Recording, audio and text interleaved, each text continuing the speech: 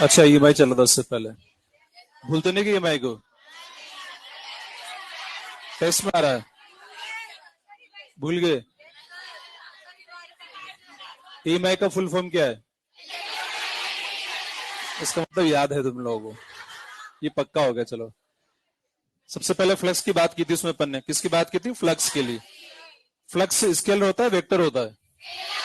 Scalar quantity flux. ये कौन सी मतलब किसके लिए होता है फ्लक्स? स्केलर के लिए, वेक्टर के लिए? वेक्टर के लिए होता है फ्लक्स। तो B vector dot D vector का इंटीग्रेशन से फ्लक्स मिल जाता है। अगर यूनिफॉर्म मैग्नेटिक फील्ड है और प्लेन सरफेस है तो B vector dot area vector, इस तरह से फ्लक्स को लिखा जाता है। इसके बाद फिर अपन ने फेराडे लॉ की बात की थी, फिर लेंज लॉ की बात की थी। फेराडे लॉ के अकॉर्डिंग ईएमएफ का वैल्यू कितना था? E equal to D phi upon D T. और लेंज लॉ भी मिला देते equal to minus D phi upon D T. Lenz law किस पर बेस्ड है? एनर्जी कंजर्वेशन पर बेस्ड है, बेस्ड ऑन एनर्जी कंजर्वेशन। इसमें दो टाइप क्वेश्चंस की अपन ने बात की थी। पहला टाइप क्वेश्चन में था कि प्लेन ऑफ कॉइल, जो कॉइल का प्लेन था प्लेन ऑफ पेपर के परपेंडिकुलर, उसमें मैग्नेट को पास ला रहे हैं, दूर ले जा रहे हैं, तो कंसेप्ट क्या था? पास आने का भी, पास आए तो आने ना दे, दूर जाए तो, यानी कि पास आने का भी अपोज, दूर जाने का भी अपोज। इस कंसेप्ट से इंड्यूस करंट को डायरेक्शन को फाइंड कर रहे थे।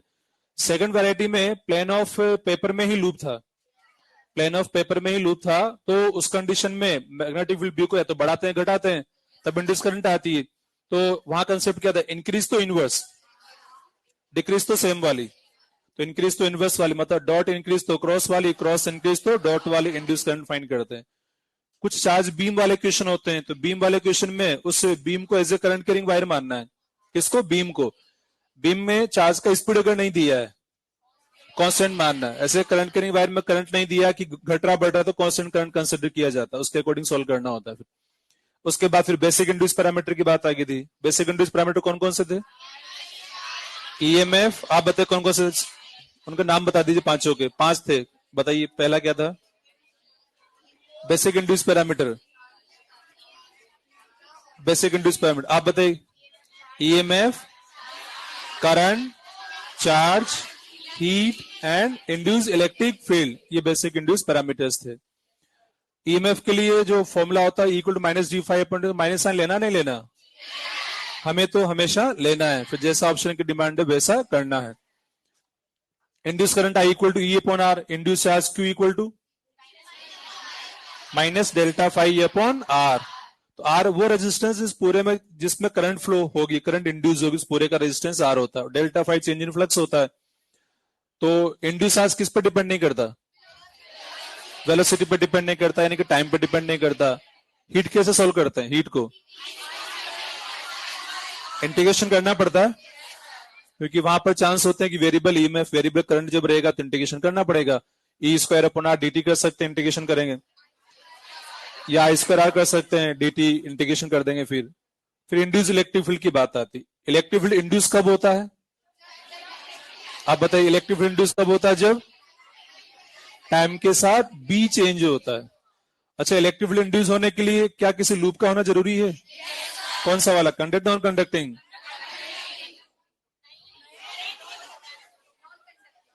क्या इलेक्ट्रिक फील्ड इंड्यूस होने के लिए किसी लूप का होना जरूरी है? जरूरत किस बात की? कि टाइम के साथ बी चेंज होना चाहिए बस, चाहे वो कोई लूप हो या लूप ना हो, चाहे कंडक्टिंग हो या नॉन कंडक्टिंग। अगर टाइम के साथ बी चेंज हो रहा है तो टाइम के साथ बी चेंज होने से जो इलेक्ट्रिक फील्ड इंड्यूस होता है वो किसी नेचर ऑफ मटेरियल पर डिपेंड नहीं करता। चाहे लूप हो या ना हो, वो हमेशा इलेक्ट्रिक फील्ड इंड्यूस होता है। वो कौन से प्लेन में इंड्यूस होता है?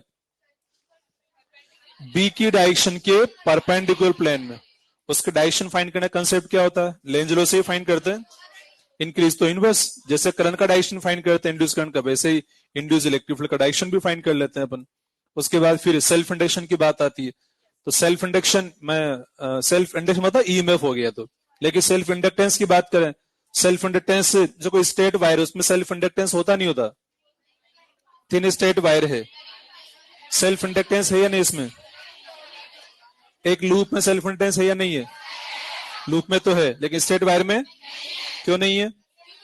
क्योंकि करंट फ्लो करने पर फ्लक्स लिंक ही नहीं हो पाएगा, इसलिए सेल्फ इंडक्टेंस नहीं आएगा।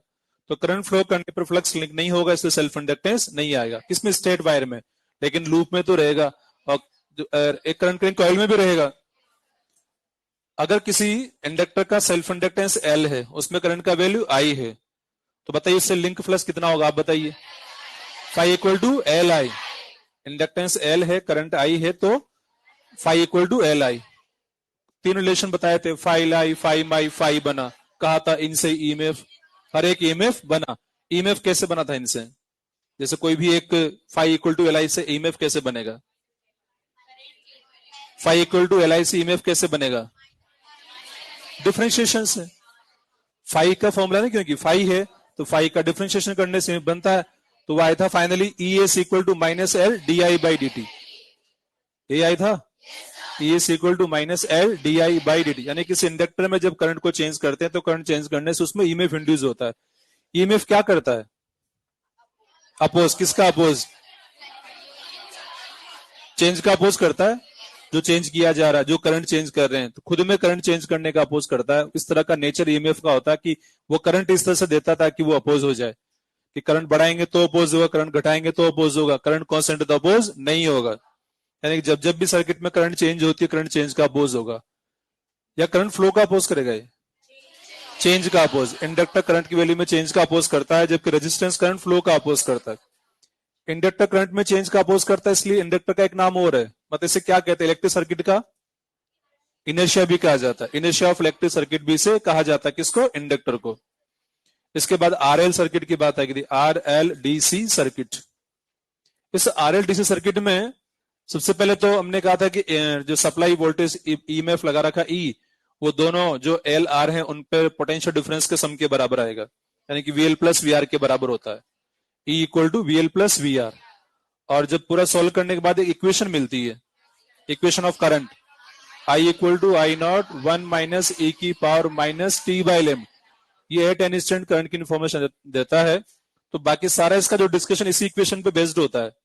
इसी की हेल्प से हम टी इक्वल टू 0 पर करंट का पता लगाते हैं, टी इनफाइनाइट पे करंट का पता लगाते हैं, D I upon D T का पता लगाते हैं, टाइम कांस्टेंट का पता, सॉरी हाफ लाइफ टाइम का पता लगाते हैं।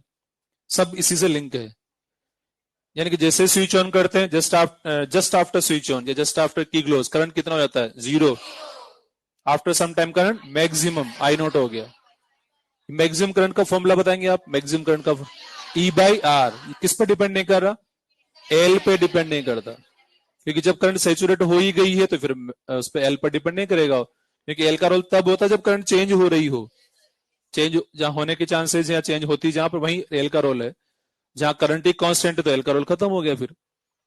तो हाफ लाइफ टाइम का क्या था, 0.693 एल बाई आर। इसके बाद फिर जो ग्राफ होता है वो ग्रोथ वाला ग्राफ होता है, एक्सपोनेंशियल ग्रोथ वाला ग्राफ। फिर इस तरह से करंट बढ़कर के मैक्सिमम हो गई है और इंडक्टर में एनर्जी बढ़ते बढ़ते मैक्सिमम हो गई। अगर इंडक्टेंस एल है, करंट आई है, तो what is stored energy, inductor में stored energy half L I square, ये स्टोर्ड एनर्जी होती है इंडक्टर के अंदर। और एनर्जी डेंसिटी की बात करें तो B square upon 2 mu naught. तो एनर्जी स्टोर तब तक रहेगी जब तक करंट है, आई है तो बी है, और बी है तो मैग्नेटिक एनर्जी वहां पर रहेगी। अब बैटरी को हटा दिया और दोनों एल आर को डायरेक्ट जोड़ दिया गया, तो जोड़ते ही करंट उस टाइम पर मैक्सिमम रहेगी, क्योंकि मैक्सिमम एनर्जी भरी हुई इंडक्टर के अंदर। तो जैसे ही उसको हटा दिया गया तो करंट मतलब एनर्जी डिक्रीज होती जाएगी। एनर्जी डिक्रीज होगी तो करंट, जब तक एनर्जी रहेगी तब तक करंट रहेगी, तो एनर्जी हीट की फॉर्म में कन्वर्ट होती जा रही है रेजिस्टेंस पर। तो वहां जो करंट डिके होगा तो उसकी इक्वेशन क्या होती है, I equal to I naught E की power minus T by lambda, ये करंट की इक्वेशन होती है। इसी पर बेस्ड, मतलब जस्ट आफ्टर डिस्कनेक्ट हम करंट फाइंड करते हैं, after some time current find करते हैं। और वो तो पता है कि जैसे बैटरी हटाते हैं, डायरेक्ट जोड़ते हैं एलआर को, तो करंट शुरुआत में मैक्सिमम होते हैं, आफ्टर सम टाइम 0 हो जाती। फिर इसमें D I upon D T की बात की थी हमने, हाफ लाइफ टाइम की बात की थी, और टाइम कांस्टेंट। टाइम कांस्टेंट वाले टाइम में करंट कितनी रह जाती है, 0.37 रह जाती है, ठीक है। और जब ग्रोथ था उस टाइम पर 0.63 तक हो जाती है। ये खास खास बातें थी। और कोई सर्किट जब सोल्व करना होता है ना, मैं इस पर बेस्ड कि बैटरी का स्विच ऑन किया तो बताइए T0 पर कुछ वैल्यू पूछता है वो, तो T0 पे वैल्यू पूछा गया, इट मींस क्या हुआ कि एल को ओपन सर्किट बना देना है और फिर दोबारा सर्किट बना करके सोल्व कर लो। अगर आफ्टर सम टाइम टीन फाइंड पे पूछा गया कोई भी, तो एल को सिंपल वायर बना करके फिर दोबारा सोल्व कर लो, ये काम करना होता है। इसके बाद फिर म्यूचुअल इंडक्टेंस पर आ गए थे। म्यूचुअल इंडक्टेंस के अंदर हमने बात की थी कि एक कॉइल में करंट फ्लो करने से दूसरे में फ्लक्स लिंक हो जाता है तो उनके बीच में एम है, अदरवाइज एम नहीं है। ये एम कई सारे फैक्टर पर डिपेंड करता है, जो कपलिंग फैक्टर पर डिपेंड करता है, L1 L2 पर डिपेंड करता है, दोनों कंडक्टेंस टर्न्स पर डिपेंड करता है, मीडियम पे डिपेंड कर सकता है, एरिया पे डिपेंड करेगा, लेंथ कॉइल उस पर डिपेंड करता है, डिस्टेंस एयर गैप जिसे हम कह सकते हैं, ओरिएंटेशन उस पर डिपेंड करता है। तो कई सारे फैक्टर पर कुल मिला के बात ये कि एक में करंट फ्लो करने से दूसरे में फ्लक्स लिंक होना चाहिए। कितना फ्लक्स लिंक हो रहा है उसकी इन्फॉर्मेशन कौन देता है? के, जो कपलिंग फैक्टर होता है, के इन्फॉर्मेशन में देता है कि कितना फ्लक्स लिंक हो रहा है या नहीं हो रहा उसके बारे में बताता है, तो कपलिंग फैक्टर होता है।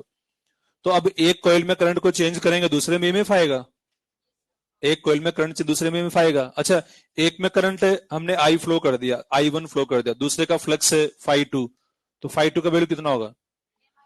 Mi1, Mi1 ये सेकेंडरी का फ्लक्स होता है।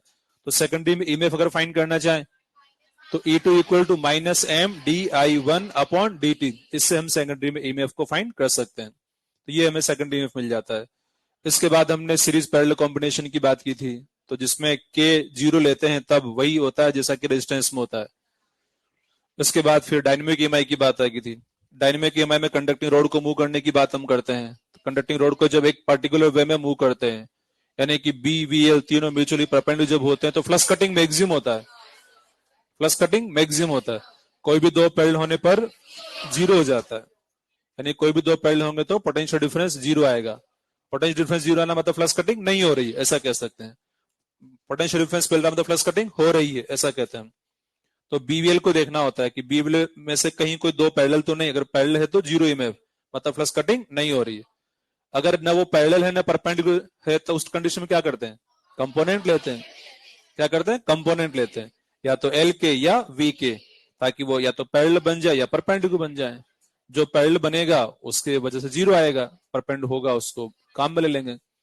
इसके बाद फिर अपन ने बात की थी जिसमें कि एक फ्रेम बनाया था, उस पर एक रोड को मूव करते हैं, रेजिस्टेंस था, पैरेलल वायर पर एक रोड को मूव करते हैं। तो रोड को जब मूव करते हैं तो उसमें ये करंट आ जाती है, पोटेंशियल डिफरेंस डेवलप होता है, फ्लक्स कटिंग होता है, करंट आती है।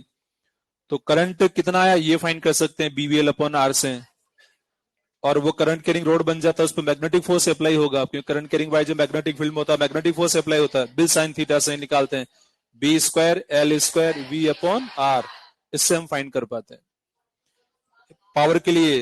अच्छा, क्योंकि ये मैग्नेटिक फोर्स जो लगता है तो अपोज करेगा मोशन का। अगर सेम स्पीड से मोशन देना चाहते हैं तो एक्सटर्नल फोर्स लगाना पड़ेगा। एक्सटर्नल फोर्स जो लगाना पड़ेगा वो एफएम के बराबर ही होगा, तो सेम वैल्यू। फिर पावर की बात, mechanical power external force into velocity, और वही जो थर्मल पावर भी हमें मिलती है। तो B square L square V square upon R, ये रिलेशन होता है पावर के, चाहे मैकेनिकल पावर हो या थर्मल पावर हो। इसके बाद फिर हमने कहा था रोड अगर नॉन लीनियर है, रोड क्या है? नॉन लीनियर, तो डिस्प्लेसमेंट लेना होता है दोनों एंड, और फिर ये देखना होता है कि वो डिस्प्लेसमेंट कहीं वेलोसिटी के पैरेलल तो नहीं, अगर पैरेलल होगा तो 0 हो जाएगा। अगर वो किसी एंगल पे तो कंपोनेंट ले लो, पैरेलल एंड परपेंडिकुलर, फिर मल्टीप्लाई कर दीजिए आपस में, फिर आंसर आ जाएगा। इसके बाद रोटेशन की बात हुई थी, तो रोटेशन में क्या था formula? L final square minus L initial, मतलब बड़ी वैल्यू में से छोटी वैल्यू को माइनस करना है। और ये वैल्यू मतलब जो डिस्टेंस है ना, ये उन दो पॉइंट का डिस्टेंस है जिनके बीच पोटेंशियल डिफरेंस फाइंड करना है। कहां से डिस्टेंस है? रोटेशन एक्सिस से। कहां से? रोटेशन एक्सिस से डिस्टेंस है, तो उन दोनों को लेना। बाकी जो प्रॉपर साइन देखना होगा हमें वो डायग्राम से देख के पता लगाना है कि वो पॉजिटिव साइन आएगा नेगेटिव साइन है, कौन हाई पोटेंशियल कौन लो पोटेंशियल, चेक करके पता लगाना होता है। अगर रोटेशन एक्सिस के दोनों साइड में पॉइंट है, एक इधर एक इधर, तो फिर प्रॉपर सेल बना के देखो, फॉर्मूला तो वही काम आएगा पोटेंशियल डिफरेंस वैल्यू के लिए, half B omega L final square L initial square. लेकिन प्रॉपर साइन चेक करना तो प्रॉपर सेल बना लो, इधर के लिए कैसा सेल बनेगा लो हाई पोटेंशियल, इधर कैसा बनेगा, फिर देख लो दोनों को, जैसा कि अपन ने क्लास में किया था। उससे मिस्टेक होने से बच जाते हैं अपन। बाकी पॉइंट रोटेशन एक्सिस के दोनों एक ही साइड में हो या एक इधर हो, मैग्नीट्यूड तो मिलेगा, half B omega L final square minus L initial square से इजीली मिल जाता है। इसके बाद फिर पीरियोडिक ईएमआई की बात आ गई थी। अच्छा, अगर कोई रोड रोटेट हो रही है, उसके दोनों साइड में पॉइंट है इक्वल डिस्टेंस पर है, तो पोटेंशियल में 0 ही आ जाएगा उन दोनों पॉइंट के बीच का, क्योंकि एल इनिशियल और एल फाइनल का वैल्यू बराबर ही रहेगा, तो कुछ जरूरत ही नहीं कोई सेल वगैरह बनाने की, इजीली आंसर 0 आ रहा है। कॉइल का रोटेशन हो रहा है इस तरह से कि थीटा चेंज हो, angle between B vector and area vector change हो, इस तरह से रोटेशन अगर हो रहा है तो फ्लक्स चेंज होगा, और फ्लक्स चेंज होने से ईएमएफ आएगा, करंट आएगी। तो N B A cos omega T, ये फ्लक्स, तो ईएमएफ क्या बन गया, N B A omega sine omega T, और करंट क्या बन गई, N B A omega upon R sine omega T, ये करंट बन जाएगी। ईएमएफ करंट सेम फेज में होंगे, flux and EMF pi by 2 का फेज डिफरेंस होता है। तो इसके बेसिस पे कुछ बातें की थी अपन ने कि फ्लक्स मैक्सिमम है तो ईएमएफ जीरो हो जाएगा, या फ्लक्स जीरो तो ईएमएफ मैक्सिमम हो जाएगा, इस तरह की बातें। इसके बाद जनरेटर आ गया था, तो जनरेटर में हमने बात की थी कि जो पीरियोडिक ईएमआई होता है वही जनरेटर होता है, मतलब वही कंसेप्ट जनरेटर का है। तो वही बातें जनरेटर के लिए भी की जा सकती है जो पीरियोडिक ईएमआई के लिए। फिर आ गया था ट्रांसफॉर्मर। तो ट्रांसफॉर्मर में क्या कि एक तो दो कॉइल होती है और एक कोर होता है। वो कॉइल किसकी बनी होती है, आयरन की या पत्थर की, दोनों कॉइल किसकी बनी होती है, कॉपर की बनी होती है। Primary coil and secondary coil दोनों कॉपर, और कोर किसका होता है, आयरन का, सॉफ्ट आयरन कह सकते हैं सर। अगर प्राइमरी में डीसी जोड़ दे तो आउटपुट जीरो आता है। अभी कुछ दिन पहले एक स्टूडेंट क्वेश्चन लेके आएगा, सर मेरा आंसर नहीं आ रहा सर, बता देना मैंने पहले भी, सर आंसर नहीं आ रहा मेरा तो, जबकि उसमें क्या था, सेल लगा हुआ था, बोर्ड में क्वेश्चन सेल लगा हुआ था उसमें। मैंने उसको बताया नहीं क्वेश्चन, वो मैं कहा इसको खुद करना। सर मैं कैसे करूंगा, सर आप बता दो ना, आपके पास आएगा। मैं कहा खुद करना, ट्राई करना। मैं कहते जितने डाउट हो सारे पूछ लो तू। मैंने कहा इसको खुद ट्राई करना। सर सारे पूछ ले, अब बता दो। मैं कहा तुम्हारे कोई साथी उनसे पूछना, जा भी जा, तो फिर भी नहीं आया तो मेरे से क्लास में के बारे पूछना। मतलब देखो ये कंडीशन, इतना बताया के बाद भी ये कंडीशन आ जाती है कि हाँ कि क्या करें इसमें, वो दिमाग नहीं लगा पा रहा, सोच ही नहीं पा, इतना मैंने बोल देना कि तू खुद कर, मैं नहीं बता रहा, तब भी वो जीरो पे नहीं जा रहा, अभी भी क्वेश्चन नहीं पढ़ रहा पूरा प्रॉपर ढंग से, हो ऐसा ऐसा हो जाता है। खैर आपके साथ तो नहीं हो रहा ना ऐसा। तो बात कर रहे थे इसमें कि ट्रांसफॉर्मर में क्या होता है कि अच्छा input power equal to output power लेते हैं इन जनरल आइडल कंडीशन में, और प्रैक्टिकल तो लॉस होना ही होना है सेकेंडरी में, और कोई खास इन्फॉर्मेशन ना हो तो आइडियल ही माना जाता है ट्रांसफॉर्मर को। फिर अपन ने बात की दो तरह के होते हैं, step up step down. Step up में सेकेंडरी में पावर ज्यादा, स्टेप अप में सेकेंडरी में पावर ज्यादा, पावर ज्यादा नहीं होती सेकेंडरी में, वोल्टेज ज्यादा होता है, voltage. Step up step down से फर्क नहीं पड़ता, पावर या तो सेम कह देना है या फिर सेकेंडरी में कम हो जाएगी। ऐसा नहीं कि स्टेप अप पे तो पावर ज्यादा, ऐसा कभी नहीं होता है, ठीक है। इसके बाद फिर हमने बात की थी कि आइडियल कंसिडर करने के बाद तीन एजम्पशन लिए थे कि no flux leakage, no load condition and low power loss. उनको एज्यूम करके कुछ फॉर्मूले बनाए थे, V S upon VP equal to N S upon NP.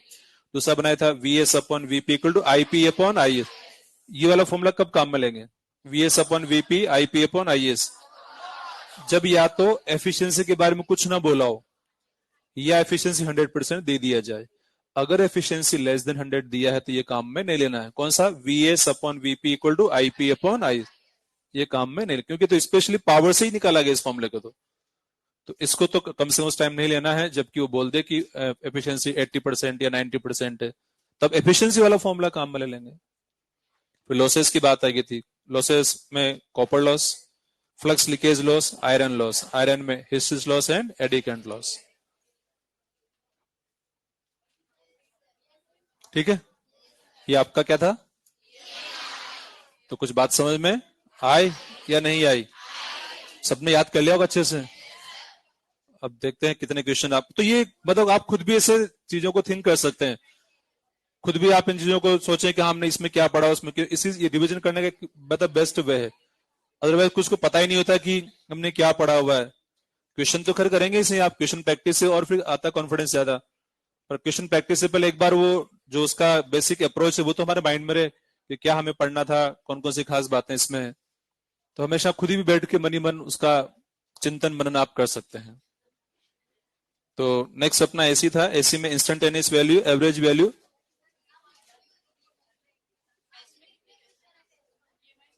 मेरे कितने क्वेश्चन है, पता नहीं कितने क्वेश्चन है, नहीं पता, भूल गया सब में। तो बात कर रहे थे अपन, फिर अलग अलग एलिमेंट की बात की अपन ने, आर एल सी वही चल रहा था, अलग अलग एलिमेंट, अलग अलग जो एलिमेंट्स हैं मतलब अभी शायद ये चल ही रहा था, पूरा नहीं हुआ था ये।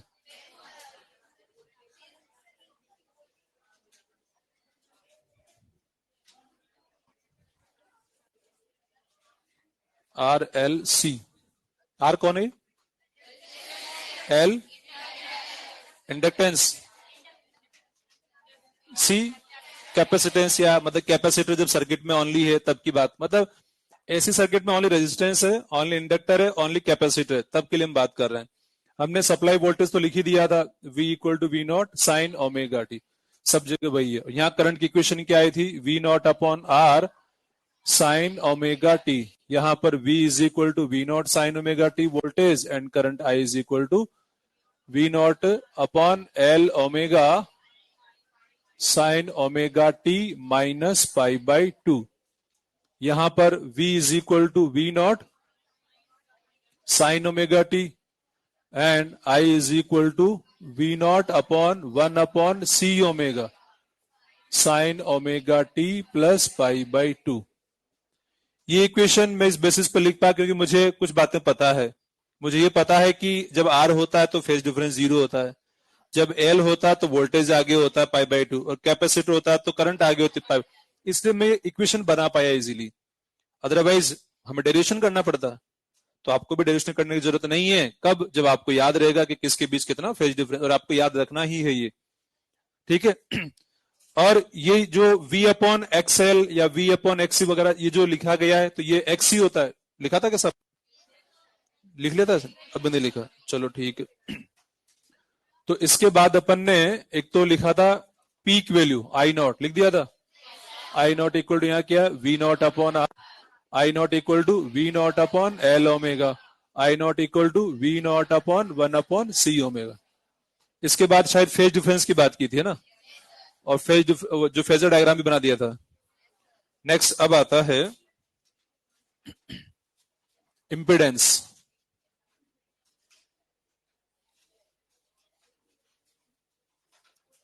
Z equal to V naught upon I naught. Impedance Z equal to V naught upon I naught. V naught upon I naught से जेड मिलेगा हमें। अच्छा, इंपिडेंस का मतलब क्या हुआ? ये वास्तव में दिक्कत है। ये क्या? ये दिक्कत, दिक्कत given by that element in flow of current, वो क्या कहलाता है? Impedance Z. मतलब जैसे आर की बात करें तो आर ने क्या दिक्कत दिया, एल ने कितना दिक्कत दिया है, सी ने कितना, या जब कंबाइन करेंगे तो टोटल दिक्कत वो भी जेड ही रहेगा। तो यहां हमें किससे मिलेगा? V naught upon I naught से। देखो ये वी नॉट है, ये आई नॉट है, तो V naught upon I naught करने से क्या मिल रहा है? जेड इक्वल टू आर मिल रहा है। और ये कौन है? रेजिस्टेंस है। तो आपको लिखना यहां से स्टार्ट करना है, पूरा ही नोट नहीं करना ना। इंपिडेंस से लिखना है, आप स्टार्ट करेंगे, बाकी तो आपके पास लिखा हुआ है। तो Z equal to R, resistance आ गया। अगला में बताइए क्या आएगा? तो वी नॉट अपॉन करेंगे तो क्या आएगा? Z equal to L omega, इसको ही हम एक्स एल भी कहते हैं। और कहें तो क्या? ये inductive reactance.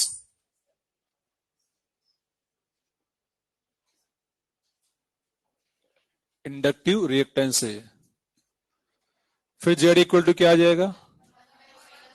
1 upon C omega, क्योंकि V naught upon I naught करने से मिल रहा है ये सब जगह।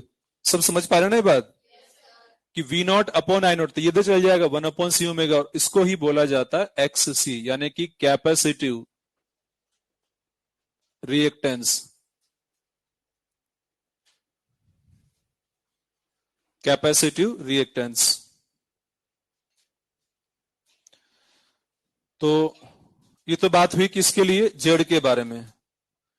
किस सर्किट में रेजिस्टेंस है, सर्किट में इंडक्टिव रिएक्टेंस एक्सएल है, जो एक्सएल है वही जेड यहां पर है, जो एक्स सी है वही जेड का काम कर रहा है, बाकी उसके अलावा और कुछ भी नहीं है। ये मीनिंग हुआ। अब हम बात करने वाले यहां पर जेड वर्सेस एफ, कि जेड का एफ के साथ किस तरह से वेरिएशन हो रहा है, इसकी बात हम करने वाले हैं। तो जेड वर्सेस एफ की बात हो रही, इट में जरा देखा जाए, यहां रेजिस्टेंस है, तो ये तो है एफ, और यहां बना दे मैंने आर। तो आर जो रेजिस्टेंस होता है ये फ्रीक्वेंसी पर डिपेंड नहीं करता। मैंने एफ लिखा है, ये फ्रीक्वेंसी किसकी फ्रीक्वेंसी है? सप्लाई वोल्टेज की फ्रीक्वेंसी। क्योंकि एसी सोर्स जो होता है कोई ना कोई इसकी फ्रीक्वेंसी होती है, जो हम घरों में काम में लेते हैं सिंपल सा सर्किट, इसकी फ्रीक्वेंसी 50 हर्ट्ज होती है। कितनी होती है? 50 हर्ट्ज। लेकिन कई टाइप के अलग अलग ऐसी सर्किट्स भी होती हैं, उनमें फ्रीक्वेंसी को चेंज भी किया जाता है रिक्वायरमेंट के अकॉर्डिंग। तो हम यहां पर बात करें कि अगर फ्रीक्वेंसी चेंज की जाए सप्लाई वोल्टेज की, तो जेड किस तरह से चेंज होगा? जेड मतलब सबसे पहला आता आर, कि सर्किट में जो रेजिस्टेंस काम में लिया जा रहा है क्या वो फ्रीक्वेंसी आर पर एफ पर डिपेंड करेगा? फ्रीक्वेंसी पर डिपेंड नहीं करेगा, क्योंकि रेजिस्टेंस का formula R equal rho L upon A. Rho पे डिपेंड करता है, लेंथ पर डिपेंड करता है, and area of cross section पर डिपेंड करता है, फ्रीक्वेंसी पर डिपेंड नहीं करता है।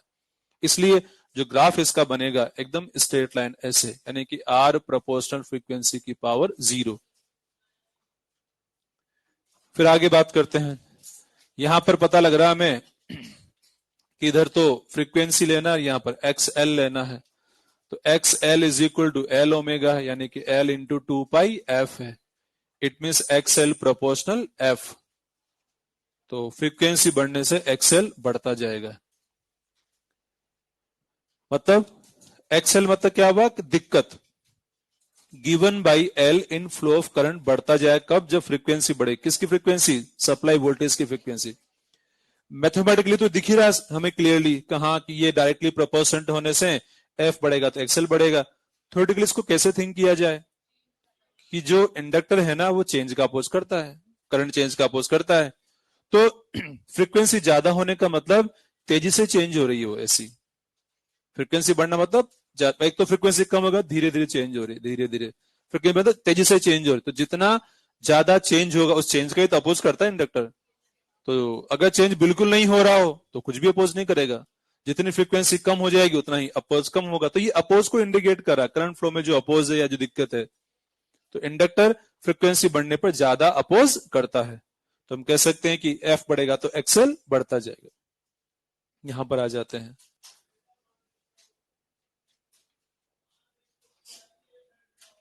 इसका जो ग्राफ बनाया जाता है इन जनरल, इधर एफ लिया गया है तो यहां पर एक्स सी लेते हैं। इसका वजह यह है कि एक्सएल एंड एक्स सी दोनों अपोजिट फेज में होते हैं। चाहे तो ऐसे भी ले सकते हैं, पर एक बार में एक ही पूछा जाता है, F and X C. Relation तो क्या बनेगा? X C is equal to 1/c omega है, यानी कि 1/c इंटू 2 पाई एफ। तो यहां से कह सकते हैं कि एक्स सी प्रोपोर्शनल 1/f ये आता है, यानी कि इनवर्स रिलेशन है। पर इसमें देखें, इसमें देखना थोड़ा इजी रहेगा कि ये फ्रीक्वेंसी बढ़ने पर एक्स सी घटता जाएगा। यानी कि कौन सा ग्राफ है? Rectangular hyperbola. तो इसको अगर यहां बनाएंगे तो ऐसे बनेगा। अगर ऐसे ग्राफ दिया है तो सही है, करेक्ट ही है। क्यों करेक्ट है? क्योंकि अभी बताना मैंने कि जब अगर तीनों एलिमेंट को एक साथ बनाएंगे, एल को, आर को, सी को, तो एक्सएल ऊपर बनेगा, एक्स से नीचे बनेगा। और अगर आज टाइम रहा तो कुछ देर बाद ऐसा बनाएंगे भी हम, जिसमें कि देख के भी पता लग जाएगा कि एक्सएल ऊपर एक्स से नीचे आता है, इसलिए ऐसे बनाया जाता है। बाकी अगर ऐसे बनाया जाए तो मतलब ओनली इंडिविजुअल एफ और एक्स की ही बात हम कर रहे हैं, तो कोई भी एक बार में एक ही देगा। अगर यूं कह दे कि नहीं दोनों में कौन सा करेक्ट है, इसको टिक कर देना, पर ऐसा नहीं पूछा जाता है क्वेश्चंस में।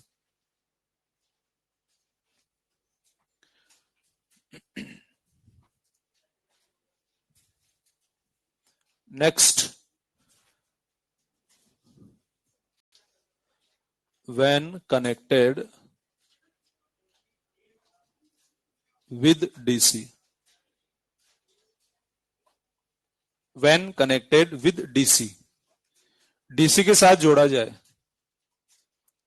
किसको जोड़ना है? पहले आर को जोड़ना है डीसी में। अभी किस में जोड़ रहे थे? एसी, एसी सर्किट की बात चल रही, सारी डिस्कशन जो चल रहा है। मतलब एक रेजिस्टेंस जिसका वैल्यू 5 ओम है, हमने एक बार एसी सर्किट में जोड़ रखा है, उसी रेजिस्टेंस को हम जोड़ दे डीसी सर्किट में। किसमें? डीसी सर्किट, मतलब बैटरी से जोड़ दिया, तो उसकी वैल्यू 5 ही रहेगी या ज्यादा हो जाएगी? 5 ही रहेगी, क्योंकि फ्रीक्वेंसी पर डिपेंड ही नहीं करता, जैसा था वैसा ही रहेगा वो। तो 5 ही वैल्यू रहेगी, यानी कि सेम बिहेवियर। तो मैं बोलूंगा आप यहां लिखना फिर।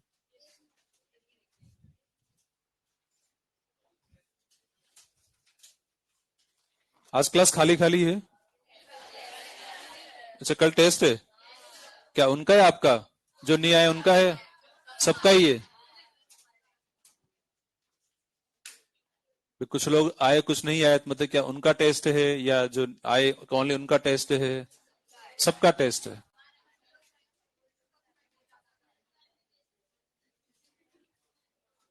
हो सकता है कुछ देर बाद एक आध क्लास बाद और खाली हो जाए क्लास, तो नहीं है कुछ हो, या जिनको आना था वो आ चुके, पक्का आ गए अब हैं? अब वैसे क्लासेस छोटी तो आज 1 घंटे की शायद, 1 घंटा 10 मिनट की। लास्ट कितने बजे छूटी, 12 बजे तक? 12 बजे छूट जाएगी।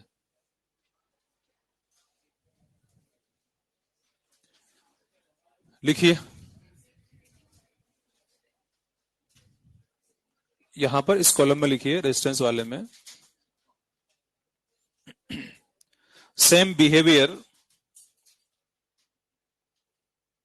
Same behaviour for both AC and DC, for both AC and DC। Next L में आ जाए। अब L में यहां क्या होगा कि जैसे हमें पता है for DC F equal to 0, सही बात है क्या? क्यों लिखा है F0? क्योंकि चेंज ही नहीं हो रही, चेंज होने की फ्रीक्वेंसी होती है F जो होती है, चेंज ही नहीं हो रहा है, DC करंट है, कांस्टेंट करंट है, इसलिए फ्रीक्वेंसी 0 बोला गया है। तो जब फ्रीक्वेंसी 0 हो जाएगा तो XL का वैल्यू भी 0, क्योंकि XL equal to L in 2 pi F0, तो XL 0। लिखिए इसको।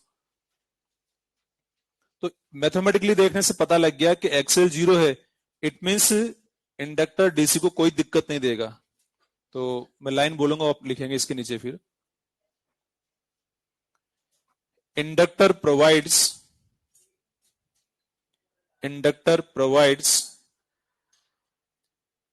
easy path, inductor provides easy path for DC, inductor provides easy path for DC के लिए इजी पाथ को प्रोवाइड कराता है। फिर इस पे आते हैं, इजी पाथ को तो समझ गए ना, मतलब आसानी से जाना देगा, एक सिंपल वायर की तरह बिहेव करेगा। अब कुछ के मन में ये भी आ सकता है, सर हमने EMI में जब पढ़ा था तो हमेशा तो सिंपल वायर की तरह बिहेव नहीं कर रहा था, कभी तो अपोज भी कर रहा था, तो वहां क्या हो रहा था, चेंज जब करे तब की बात थी। अब यहां जब DC हमने बोला है, इट मींस पक्का वो कांस्टेंट करंट की ही बात कर रहे हैं अपन, उसमें किसी वेरिएशन की बात ही नहीं कर रहे, स्विच ऑन स्विच ऑफ वाली कोई बात ही नहीं हो रही यहाँ पर। अब DC मतलब कांस्टेंट करंट और AC का मतलब वेरिएशन वाली करंट। तो कांस्टेंट करंट जब रहेगी तो L का बिहेवियर 0, मतलब सिंपल वाई की तरह बिहेव करेगा। यहां पर देखते हैं for DC, again F equal to 0, F 0 होने से XC क्या हो गया, XC इन्फाइनाइट हो जाएगा। यानी दिक्कत कितना भयंकर, दिक्कत ही दिक्कत है। तो नोट करके फिर लिखे line, capacitor blocks DC, capacitor blocks DC को ब्लॉक करता है। एक तो ये इस मैथमेटिक्स से पता लग रहा है हमें कि इनफाइनाइट दिक्कत ही दे रहा है। थोड़ी की जगह सोचें इसको अपन कि जैसे एक कैपेसिटर उसको DC सोर्स यानी कि एक सेल से हमने कनेक्ट कर दिया, किसको, कैपेसिटर को। जैसे सेल से जोड़ेंगे तो कैपेसिटर चार्ज हो जाएगा बहुत कम टाइम में। कैपेसिटर चार्ज हो गया मतलब जब तक चार्जिंग चल रही थी कैपेसिटर की तब तक सर्किट में करंट रहेगी, और जैसे कैपेसिटर फुल्ली चार्ज हो गया करंट बंद होगी। अगर हम सोचें कि कैपेसिटर को डिस्चार्ज करें, बैटरी को हटा दें, सीधा वायर को जोड़ दें तो कैपेसिटर डिस्चार्ज होगा। जब तक डिस्चार्जिंग चल रहा तब तक सर्किट में करंट रहेगी, जैसे पूरा डिस्चार्ज हुआ करंट बंद होगी। फिर सोचे हम कि करंट उस कैपेसिटर को चार्ज करें तो वापस जब तक चार्जिंग चल रहा है तब तक करंट है। लेकिन हम ये काम बार बार नहीं कर, हम तो क्या करें, DC से जोड़ दिया, मतलब स्विच ऑन किया और कैपेसिटर चार्ज हो गया बहुत कम टाइम में और करंट 0 हो गई सर्किट में। तो इसलिए अब कोई करंट नहीं है, तो ये इसलिए बोला हमने कि DC को ब्लॉक करता, करंट ही फ्लो नहीं हो रही। तो AC क्यों फ्लो हो जाती है, क्योंकि AC में होता क्या है, चार्जिंग डिस्चार्जिंग, चार्जिंग डिस्चार्जिंग। जितना तेजी से होगा उतना ही आसानी से करंट फ्लो होती रहेगी, सर्किट में करंट मेंटेन रहेगी। लेकिन DC में तो क्या, बस एक बार एक सर्टेन डायरेक्शन में करंट है, कैपेसिटर चार्ज हो गया और चार्ज होते ही करंट 0 हो जाएगी, तो वो DC को ब्लॉक करता है। एक बात और देखते हैं यहां पर कि जैसे XL 0 है for DC, F equal to 0, XL equal to 0। अगर फ्रीक्वेंसी का वैल्यू लो है, अगर F लो है, फ्रीक्वेंसी लो है, तो लो फ्रीक्वेंसी होने पर XL कम रहेगा। तो जिन सर्किट में, क्योंकि अलग अलग टाइप के ऐसे सर्किट हो सकते हैं, तो जिन सर्किट में कम फ्रीक्वेंसी होती है सप्लाई वोल्टेज की, या जहां पर करंट सर्किट में जो है वो कम फ्रीक्वेंसी वाली करंट है, तो वहां ये एल कम दिक्कत देगा। तो कम फ्रीक्वेंसी वाले करंट को या कम वोल्टेज से जो बना हुआ सर्किट कम फ्रीक्वेंसी वाला है उसमें कम दिक्कत देगा, तो आसानी से करंट को पास होने देगा। कौन? एल। इसलिए इस एल को लो पास फिल्टर भी कहा जाता है। कैसा फिल्टर? लो पास, मतलब लो फ्रीक्वेंसी को आसानी से पास करेगा। तो यहां लाइन बोल देता हूं, लिखिए आप लाइन। एक तो पहले से लिख लीजिए, फॉर लो फ्रीक्वेंसी एक्सएल लो, इस तरह से लिख लें, फॉर लो फ्रीक्वेंसी एक्सएल लो।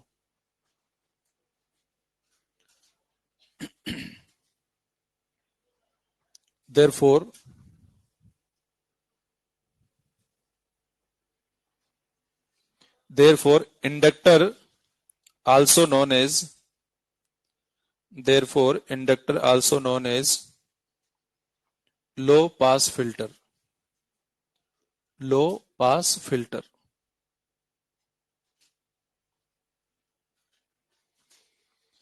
इस पे आ जाएं, for high frequency, high frequency पर एक्ससी क्या हो जाएगा पता ना जरा? हाई फ्रीक्वेंसी रहेगी तो जेड यानी कि जो एक्ससी है वो कम हो जाएगा, एक्ससी लो हो जाएगा। लिख लीजिए इस तरह से। तो हाई फ्रीक्वेंसी पर एक्ससी का वैल्यू कम होना इस बात को इंडिकेट करेगा कि जिन सर्किट में सप्लाई वोल्टेज का फ्रीक्वेंसी कम है तो उसमें करंट ज्यादा है, वहां करंट आसानी से फ्लो करेगा, कैपेसिटर उसको कम से कम दिक्कत देगा। तो लिखिए इसमें line, therefore capacitor also known as high pass filter, high pass filter।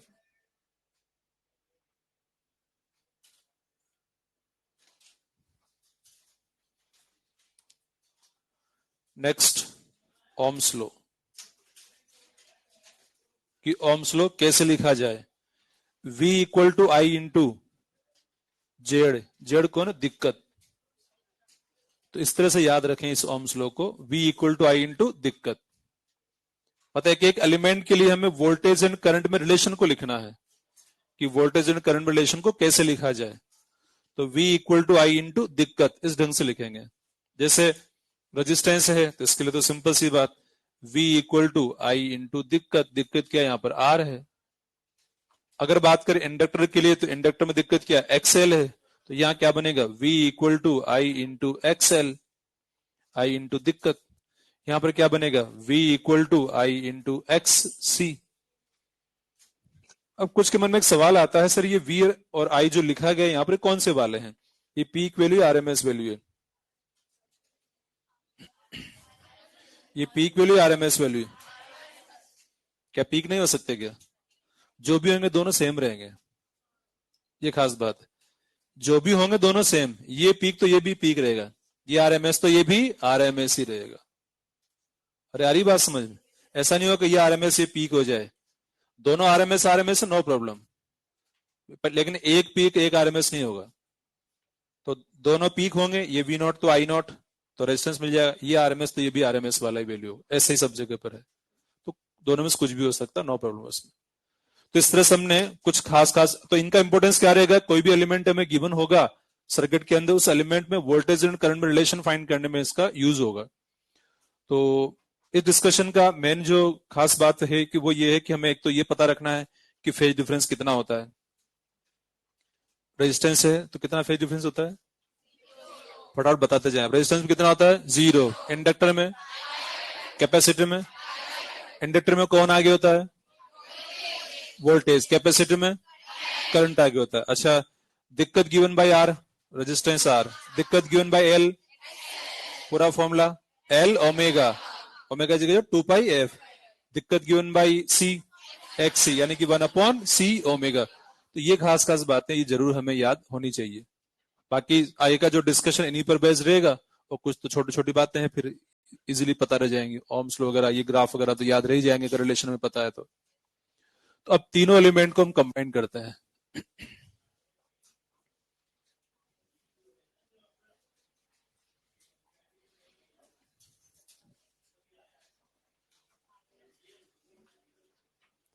Series RLC AC circuit.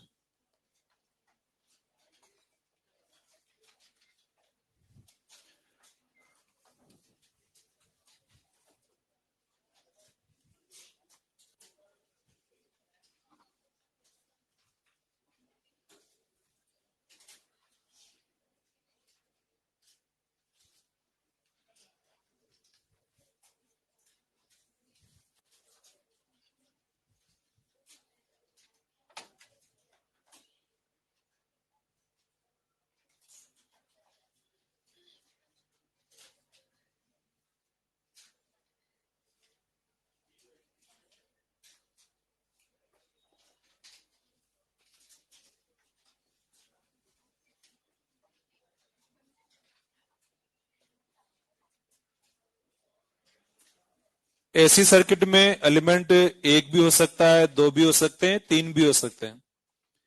हमने अभी जो डिस्कस किया था किसके बारे में डिस्कस किया था? तीनों के बारे में किया था, एक एक के बारे में किया था? एक एक के बारे में। एक बार में एक एलिमेंट सर्किट में लगा हुआ था। दो भी हो सकते हैं, कोई भी RL हो सकता है, RC हो सकता है, LC हो सकता है। हमने तीनों एक साथ ले लिए, तो तीनों का जब समझेंगे तो दो का काम तो इजीली हो जाएगा। फिर कि तीनों के लिए जो रिलेशन बनाएंगे उसमें से जो नहीं होगा उसको हटा देंगे, तो दो वाला भी बन जाएगा। तो यहाँ पर तीनों एलिमेंट हमने सीरीज में कनेक्ट कर दिए हैं और एक सोर्स लगा दिया, ऐसी source V equal to V naught sine omega t. तो V equal to V naught sine omega t supply voltage यहाँ पर सर्टेन फ्रीक्वेंसी है। इसके क्रॉस वोल्टेज क्या है? ये क्या है? ये VR। ये क्या है? VL। ये क्या है? VC। सप्लाई वोल्टेज इन पे अक्रॉस ये है, बात सॉरी, ये इन पर पोटेंशियल डिफरेंस की फॉर्म में है। अच्छा, इसमें करंट को मैं क्या कह दूं? IR। तो यहाँ करंट क्या होगी? IL। ये करंट IC। तो ये तीनों करंट सेम फेज में होंगी या नहीं होंगी? इसके अक्रॉस इसमें जो करंट होगी, इसमें जो करंट होगी, इसमें जो करंट, क्या करंट सेम फेज में रहेंगी? क्या तीनों करंट सेम फेज में रहेंगे? IR, IL, IC। अच्छा, सेम फेज में एक सिंपल सा मीनिंग देखा जाए, सेम फेज, आप लोग सेम फेज में हैं, जैसे इधर वाला रूम, ये वाला रूम, सेम फेज में ही आप लोग साथ ही एक ही टाइम पे क्लास स्टार्ट होती है, एक ही टाइम पे क्लास छूटती है, सबकी आज एक ही टाइम पे क्लास छूटेगी ऑलमोस्ट। साथ आते हैं, साथ जाते हैं, सेम फेज में जो है, साथ साथ हैं, सेम फेज वाले। जैसे अपन ने पीरियोडिक में पढ़ा था, वहां पर EMF और करंट के बारे में बात की थी। EMF करंट सेम फेज में है और फ्लक्स का फेज डिफरेंस था π/2 का। तो EMF करंट के बारे में पता है कि साथ साथ बढ़ते हैं, साथ साथ घटते हैं, साथ साथ डायरेक्शन, फिर घटते हैं, फिर बढ़ते हैं। मतलब किसी भी टाइम पे उनका वैल्यू एक जैसा ही मिल जाता है, मतलब एक ही ढंग से उनमें वेरिएशन होता है। तो यहां पर अगर बात करें कि करंट जो यहां रहेगी वो यहां रहेगी नहीं रहेगी? जो करंट यहां किसी टाइम पे, करंट यहां रहेगी नहीं रहेगी? करंट जो यहां रहेगी वो यहां रहेगी नहीं? अच्छा, जो यहां करंट रहेगी वो यहां होगी नहीं होगी? यहां बदल जाएगी करंट, यहां करंट बदल जाएगी, यहां और यहां सेम हो जाएगी। मैं करंट की बात कर रहा हूं, ओनली करंट। लूप एक या दो है? यक का लूप, यक करंट। ये बात पहले भी तो कहा है कई बार, एक लूप में करंट जो भी होगी जिस भी टाइम पर वो एक ही रहेगी, होगी नहीं होगी?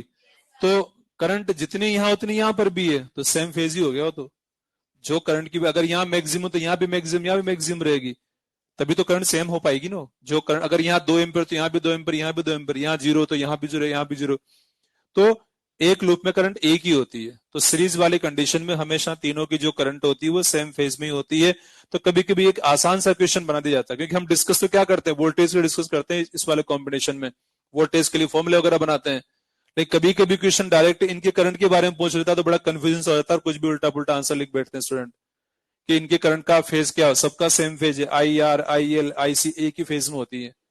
अगर फेजर डायग्राम बनाए तीनों को एक ही एरो से रिप्रेजेंट कर सकते हैं। IL भी इधर है, IR भी इधर है, IC भी इधर ही होगा, सभी का एक ही रो बनेगा। ऐसा नहीं एक इधर बना दिया, कुछ भी बना दिया, ऐसा नहीं बनेगा। वो वोल्टेज के लिए बनता है, वो बनाने वाला है। तो तीनों का करंट का फेज सेम ही है, क्योंकि यक लूप यक करंट, एक लूप में करंट एक ही रहेगी। हाँ, वोल्टेज में जो डिफरेंस आएगा उसके अकॉर्डिंग बनाया जाएगा डायग्राम। यस सीरीज में है ना, तो सीरीज में तो किसी भी टाइम पर एक ही वैल्यू रहेगी, एक ही वैल्यू रहेगी, तो फिर वो फेज डिफरेंस वाली बात, फेज डिफरेंस क्या होता है, एक जीरो तो एक मैक्सिमम हो गया, इस तरह से डिफरेंस हो जाता है, चेंज होती है, अलग अलग वैल्यू होती है। अब यहां पर हमें करना क्या है, इस डायग्राम के लिए रिजल्टेंट वोल्टेज फाइंड करना है, नेट वोल्टेज कितना है, वोल्टेज करंट में नेट वोल्टेज नेट करंट में कैसा रिलेशन, फेज डिफरेंस कितना वोल्टेज करंट में, ये पता करना है। तो VL VR VC की फॉर्म में नेट वोल्टेज को लिखना चाहते हैं हम, तो VR VL VC की फॉर्म में जब लिखना चाहते हैं तो फेजर डायग्राम बनाने वाले हैं। अब फेजर डायग्राम जब बनाने वाले हैं यहां पर, तो फेजर डायग्राम बना दिया जाए। जैसे मैंने एक एरो बना दिया, ये सपोज ये VR है, तो ये IR ऐसे बना दूं क्या मैं, मतलब ये एरो जो बनाया हमने VR के लिए बनाया है, मतलब जो वोल्टेज इसके अक्रॉस होगा, डेफिनेटली सब जगह एसी सप्लाई तो लगा रखी है अपन ने, और एसी सप्लाई वाला जो वोल्टेज होता है टाइम के साथ वेरिंग वाला होता है, तो और कोई भी इंडक्टर वगैरह जो भी, इनमें भी टाइम के साथ वोल्टेज चेंज होगा और करंट भी टाइम के साथ चेंज होगी, time varying quantity sine function की फॉर्म में जो होती है उनको हम एरो से रिप्रेजेंट कर सकते हैं, इसलिए इसके वोल्टेज को इसके एरो से रिप्रेजेंट कर दिया, इसकी करंट को भी इस एरो से रिप्रेजेंट हम कर सकते हैं, और दोनों सेम फेज में होते हैं, यानी कि जब इस पे वोल्टेज मैक्सिमम इसमें करंट भी मैक्सिमम रहेगी, तो दोनों को सेम एरो से रिप्रेजेंट कर दिया गया। तो VR and IR same arrow से हम रिप्रेजेंट कर सकते हैं। इसके बाद देखते हैं, अब VL मुझे बनाना है, किधर बनाऊं VL, अच्छा ये IR है तो IL भी यही है, IC भी यही है ये वाला एरो ही, तो अब बनाते हैं हम VL किधर जाएगा ऊपर, ये VL है, क्योंकि वोल्टेज इंडक्टर के π/2 फेज आगे होता है करंट से VC कहां बनेगा, VC नीचे बन जाएगा। हमने ऐसे ही एज्यूम कर लिया कि सपोज VL ज्यादा VC छोटा, ऐसा एज्यूम कर लिया ताकि एक जनरल फॉर्मूला बन पाए, रिलेशन बन पाए, इसलिए ये काम, अगर दोनों के बराबर लें तो कैंसिल हो जाएंगे, ज्यादा कुछ बचेगा ही नहीं लिखने के लिए, इसलिए इसको बड़ा इसको छोटा हमने एज्यूम कर लिया। अब हमें नेट वोल्टेज लिखना है, तो नेट वोल्टेज फाइंड करना मतलब तीनों को हमने एरो से रिप्रेजेंट कर दिया है, फेजर डायग्राम बना दिया है। तो ये सॉल्व करने का मेथड होता है, ये मैथमेटिक्स एक तरह से, कि अब हमें नेट फाइंड करना है ना, तो वेक्टर की तरह इनको ट्रीट करके सोल्व किया जाना है, वेक्टर है नहीं लेकिन वेक्टर की तरह कंसिडर करके सोल्व किया जाता है, ये मेथड है सोल्व करने का। तो एक वेक्टर ये, एक वेक्टर ये, दोनों का नेट क्या हो जाएगा, VL माइनस VC, मतलब वेक्टर की तरह सोल्व करना, वो किधर जाएगा ऊपर की हो जाएगा, तो ये VR है और ये हो गया VL माइनस VC। फिर आगे ये VR वैसा का वैसा ही है, ये लिख दिया मैंने VL माइनस VC, लिख सकता हूं कैसे, ऐसा क्यों किया, क्योंकि मुझे नेट फाइंड करना है, रिजल्टेंट फाइंड करना है, तीनों का नेट फाइंड करना था, दो का तो फाइंड कर लिया, तीनों को फाइंड करना है, तो इसका इसके साथ वेक्टर एडिशन करने के लिए मैंने इसको यहां शिफ्ट कर दिया, ये टेल ये हेड ये टेल ये हेड, ऐसे होगा, तो रिजल्टेंट किधर बनेगा, ये बनेगा रिजल्टेंट, जिसको कह दिया V। ठीक है, अब ये वोल्टेज V तो बना दे, लेकिन I कहां चला गया, I कहां, इसमें कहीं है क्या, I कहां होना चाहिए, VR जिधर है उधर की ओर ही I भी होगा, इसी डायरेक्शन में, या यही वाला फेज उसका रहेगा, जो फेज VR का है उसी VR के साथ ही रहेगा करंट भी। तो इस डायग्राम बनाने से हमें ये पता लग गया कि V and I, total V and I के बीच में कुछ फेज डिफरेंस है, क्योंकि ये फेजर डायग्राम है। कौन सा डायग्राम है, फेजर डायग्राम, और फेजर डायग्राम जो होता है दो पीरियोडिकली वेरिंग क्वांटिटी के बीच में फेज डिफरेंस को डायरेक्ट इंडिकेट करता है डायग्राम में ही, एक यहां बनाया एक यहां बनाया, इट मींस उनके बीच फेज डिफरेंस है, और इसको हमने फाई से इंडिकेट कर दिया है, ये फेजर डायग्राम में फाई से बना दिया हमने। केवल इस डायग्राम से ये पता लग नहीं पा रहा था हमें, इसको देखने से क्या पता लगता है कि कहां करंट कहां वोल्टेज, क्या उनमें आपस में रिलेशन है, इसलिए इस मैथमेटिक्स को अपनाया जा रहा है। तो बस अब यहां पर हम एक काम करते हैं, पहले तो नेट वोल्टेज को लिखते हैं हम, VL VR VC की फॉर्म में लिखते हैं इसको। तो नेट वोल्टेज को लिखने के लिए ये VR, ये VL VC है, ये V है, तो V square is equal to VR square plus VL minus VC का होल स्क्वायर। फाई किसके बीच है, V कौन है, voltage, total supply voltage, I कौन है, टोटल करंट इन सर्किट, तो सर्किट में टोटल वोल्टेज टोटल करंट के बीच में जो फेज डिफरेंस फाई है, tan फाई से लिखता हूं इसको मैं, क्या बनेगा VL minus VC upon VR, क्योंकि इन चीजों की जरूरत पड़ती है, मैं जब क्वेश्चन सॉल्व करते हैं सर्किट का एनालिसिस करते हैं तो ये रिक्वायरमेंट होती है कितना टोटल वोल्टेज है, कितना टोटल करंट है, क्या फेज डिफरेंस वगैरह है, इससे बहुत कुछ बातें फिर आगे पता लगती है, इसलिए जरूरत पड़ेगी हमें। अच्छा, एक काम और कर सकते हैं यहां से हम, V equal to I into Z कह सकता हूं किसको मैं? तो बताओ उसको क्या कहूंगा? सब बोले क्या कहूंगा? अरे क्या कहूंगा? ये तो आई जेड, ये क्या होगा इसकी जगह? आई एक्सएल, इसकी जगह आई एक्सी। सब में आई कॉमन आ जाएगा, हट जाए तो क्या बचेगा? Z square equal to XL minus XC का होल स्क्वायर। इसको क्या कर दूं? I XL I XC I R. Finally क्या बचेगा? Tan phi equal to XL minus XC upon R. ये तो यहां से पता लग रहा है, लेकिन यही बात जो भी हमने बोली फेजर डायग्राम से भी पता लगेगा। कैसे? जरा थोड़ा अलग ढंग से देखते हैं फेजर डायग्राम को। इस फेजर डायग्राम को रिएक्टेंस और इंपिडेंस की फॉर्म में हम कन्वर्ट करने के लिए क्या कर सकते हैं? यहां से ही I XL I XC and I R. तो आई तो सब में सेम ही होगा, तो आई को तो हटा दिया जाएगा, क्योंकि आई का फेज अलग अलग नहीं आएगा, तो एक ही फेज है। तो ये एक्सएल, ये एक्स सी और ये आर बनेगा। फिर अगली स्टेप में जब जाएंगे, एक्सएल माइनस एक्सी और ये आर आ जाएगा, और फिर यहां पे लिख देंगे। तो डायरेक्ट यहां भी लिख सकते हैं ना हम, ये काम यहां भी कर सकते हैं सीधा सीधा। इसकी जगह लिख दिया जाएगा आर, इसकी जगह क्या? एक्सएल माइनस एक्सी, और ये क्या बनेगा बताना जरा? क्या बनेगा? जेड। क्योंकि इसमें भी देखो आप, I R I XL I XC I Z, तो आई सब में कॉमन रहेगा, आई हट जाएगा, क्योंकि आई का फेज अलग अलग नहीं होता है, आई तो सेम फेज है, तो उसको हटा दिया जाएगा। ये आ गया जेड और ये आ गया एंगल फाई। तो ये एक फेजर डायग्राम बन गया इंपेडेंस के अकॉर्डिंग। इससे भी तो वही फॉर्मूला आ जाएगा जो भी आपने बताया था, Z square is equal to R square plus X L minus X C का whole square. Tan phi is equal to X L minus X C upon R. तो ये तो खैर जनरली याद रहते हैं अच्छे से फॉर्मूले कई स्टूडेंट्स को। अब एक काम और करने वाले हैं, ये जो आर है और ये यहां पर इसको लिख दिया ना, ओनली एक्स से रिप्रेजेंट कर दिया। एक्स मतलब टोटल रिएक्टेंस, और टोटल रिएक्टेंस अगर बताना है हमें तो किससे मिलेगा? एक्सएल माइनस एक्सएल से मिलेगा। कभी कभी by chance question only total reactance हमसे पूछ ले, तो वो कितना होगा? XL minus XC. तो एक्स इक्वल टू है एक्स एल माइनस एक्सी, और ये तो जेड है ही यहां पर, ये एंगल फाई है। तो ये जेड आर एक्स ट्राइंगल बन गया एक तरह से। इंपिडेंस ट्राइंगल भी से कहा जाता है जेड आर एक्स ट्राइंगल को। तो यहां से हमें पता लग रहा है कि जेड के दो कंपोनेंट है, आर एंड एक्स। ये जेड ने एक कंपोनेंट इधर वाला, एक कंपोनेंट वर्टिकल वाला। जेड का जो आर वाला कंपोनेंट है ये फ्रीक्वेंसी पर डिपेंड नहीं करता, एक्स वाला कंपोनेंट फ्रीक्वेंसी पर डिपेंड करता है। कैसे? ओमेगा आता ना इसके अंदर, L omega one upon C omega, तो डिपेंड करता है। तो जेड के दो कंपोनेंट होंगे, R and X. X total reactance, तो कंपोनेंट की फॉर्म में लिख सकता हूं, तो आर इक्वल टू आ जाएगा जेड कॉस फाई, और X equal to Z sine phi. तो ये भी एक इंपॉर्टेंट रिलेशन है, इसका यूज करना हमें आना चाहिए क्वेश्चंस वगैरह में।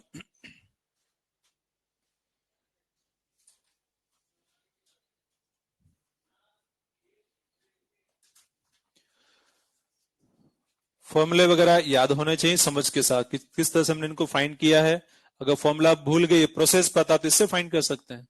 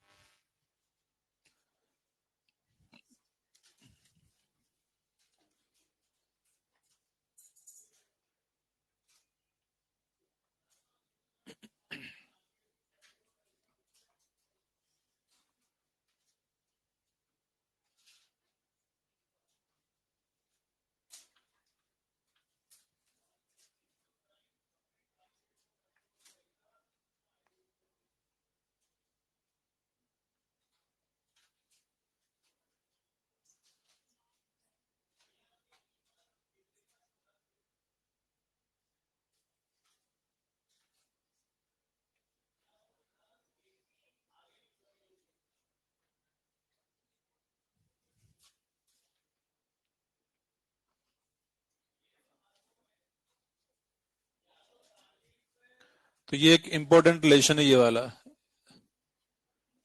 जेड के दो पार्ट कौन कौन से?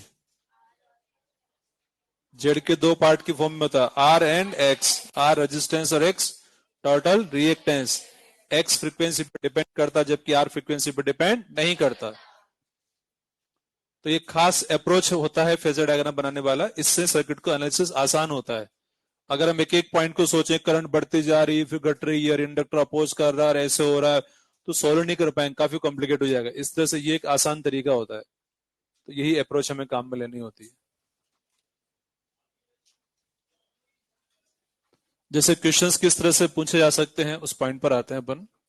अच्छा, यहां पर अभी हमने तीनों के लिए बात की है, तीनों एलिमेंट की बात की है। अगर कोई दो एलिमेंट ही हो, एक ना हो, तो जो नहीं होगा उसको जीरो पुट कर देंगे। आर एल है तो ये हट जाएगा, ओनली ये हट जाएगा, यहां से ऐसे हट जाएगा। आर सी है तो वी एल हट जाएगा, ये हट जाएगा। मतलब उसकी जीरो पुट कर दें जो नहीं है, बाकी फिर सॉल्व कर सकते हैं अपन।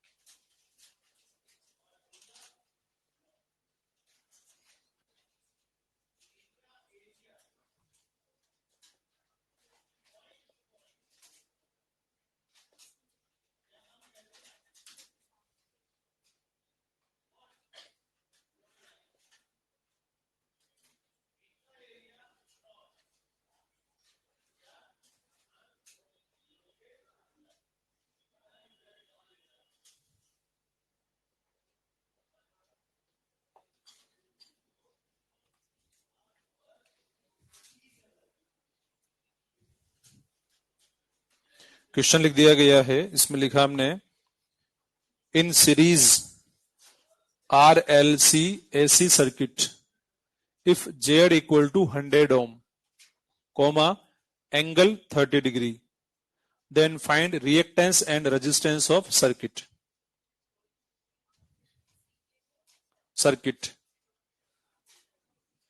सी के टी मतलब सर्किट है ये।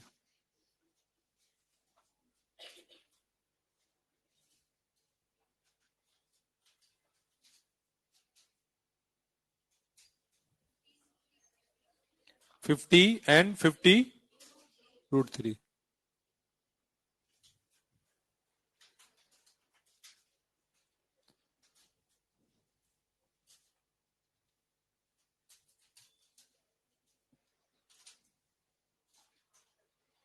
तो यहां पर हमें जेड गिवन है 100 ohm और कोमा फिर एंगल दिया हुआ है।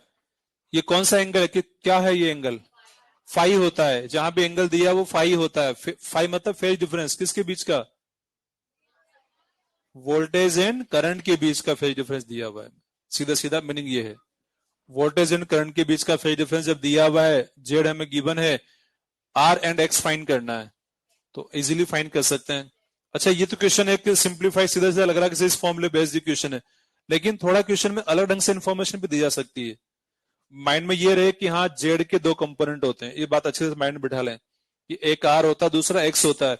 अगर जेड पता लग जाए हमें क्वेश्चन में, डायरेक्ट ना दिया हो, किसी अलग वे में दिया हो, तो जेड पता लगने के बाद और एंगल पता लगने के बाद आप आसानी से आर एंड एक्स को फाइंड कर सकते हैं। हो सकता है क्वेश्चन टोटल करंट दे दे, टोटल वोल्टेज दे दे, उससे पहले जेड फाइंड करोगे आप और फिर आर एंड एक्स आ जाएंगे। तो इस तरह से, अदरवाइज कई बार ये सोचना मुश्किल होता है कि हम कैसे सोल्व करें इसको। फॉर्मूला भी जानते हैं, सब पता है, लेकिन वो कैसे कौन सा सुटेबल रहेगा ये डिसाइड करना मुश्किल हो जाता है। तो जेड के दो कंपोनेंट होते हैं, कौन कौन से? Are and x. जेड मिलेगा तो आर एक्स मिल जाएगा हमें। तो यहां तो जेड गिवन ही है हमें, तो R equal to Z cos phi. Z 100 है, कॉस 30 डिग्री, कॉस 30 कितना होता है? √3/2, यानी कि 50√3 ओम। रेजिस्टेंस को ओम में मेजर करते हैं, ऐसे जो रिएक्टेंस होता है, इंपेडेंस होता है, उसको भी ओम में ही मेजर किया जाता है। X equal to Z sine phi. Z कितना? 100, साइन 30 कितना? 1/2। तो ये आ गया 50 ओम। एक और क्वेश्चन।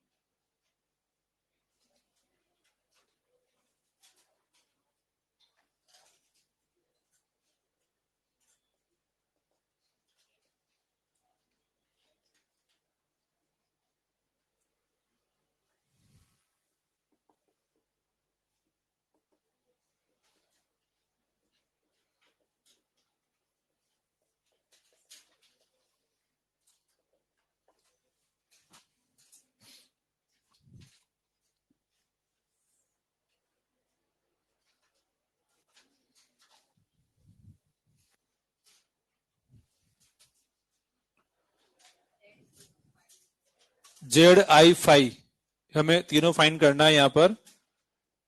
टोटल जेड पता लगाना है, करंट पता लगाना है, एंड फाई, फाई मतलब phase difference between V and I, ये भी हमें फाइंड करना है।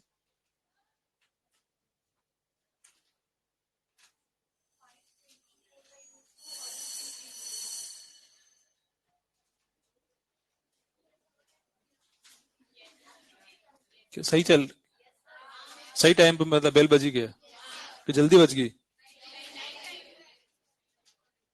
9:15 बजना था क्या बेल को, कि 9:20 पे था? क्लास 8:05 शुरू हुई थी क्या? 8:10 पे?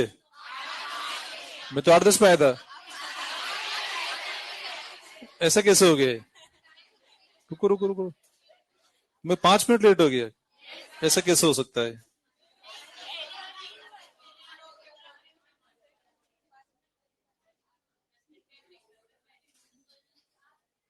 और सर अब भी आप हमारा जो ब्रेक खराब कर रहे हो।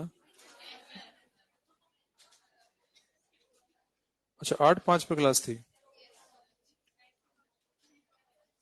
चलो ठीक है, नेक्स्ट पे बात करते हैं इस बारे में।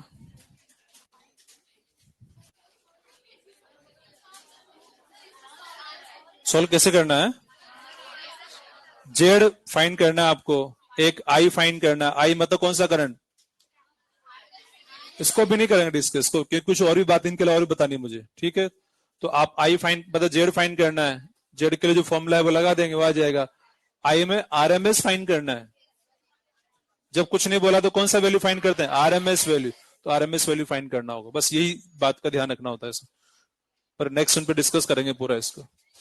Okay, thank you.